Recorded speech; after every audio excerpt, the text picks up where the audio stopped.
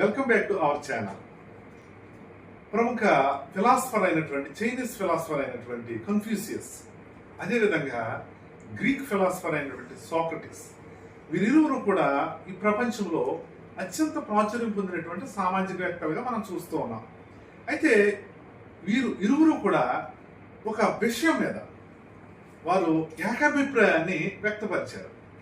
ఈ విషయం మీద ఒక ఏకాభిప్రాయానికి వచ్చారు. అదేంటంటే, ఒక వ్యక్తి తనకు ఏది ఇష్టమో, ఏది ప్యాషనో వారు ఆ వ్యక్తి గుర్తించినట్లయితే, తనకి ఏ పని ఇష్టమో, ఏది ప్యాషనో గుర్తించగలిగితే ఆ వ్యక్తి ఆ పనిలో పని చేయక్కర్లొద్దు అంటాడు.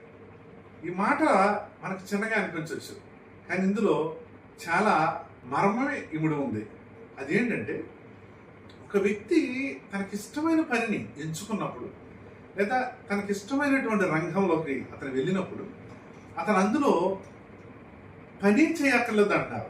దానికి అర్థం ఏంటంటే, పని అక్కర్లొద్దు అని అంటే పని చేయకూడదని కాదు, పని చేయనవసరం లేదని కాదు, ఆ పనిలో ఒత్తిడి ఉండదని, ఆ పనిలో ఏ విధమైన ఒత్తిడి ఉండదని, శ్రమ అనిపించదని ఇష్టంతో చేస్తాడు. కాబట్టి ఆ పనిలో అతను ఏ విధంగా ఒత్తిడికి గురవడని వారి యొక్క ఉద్దేశమే ఉంది. అలాగైతే ఎవరైనా సరే, ఏ రంగమైనా సరే, మీరు విద్యార్థులుగా ఉన్నారా, లేకపోతే మీరు వ్యాపారం చేస్తున్నారా, లేక మీరు ఉద్యోగం చేస్తున్నారా, మీరు ఏ రంగంలో ఉన్నా కానీ మీకు అది ఇష్టమైంది అయితే, మీకు ప్యాషన్ అయింది అయితే, మీ హృదయానికి అది నచ్చింది అయితే, అందులో మీరు పని చేయవలసిన లేదు, ఎందుకంటే ఎంజాయ్ చేస్తారు. ఇప్పుడు ఒక వ్యక్తి, చిన్న పిల్లలు ఉంటారు, వారు ఆటల్లో నిమజ్జమై ఉంటారు, వారు ఎంతో శ్రమ పడతారు, వారు అందులో కష్టం కానీ శ్రమ కానీ వాళ్ళకి తెలియదు, ఎందుకంటే అందులో ఎంజాయ్ చేస్తారు.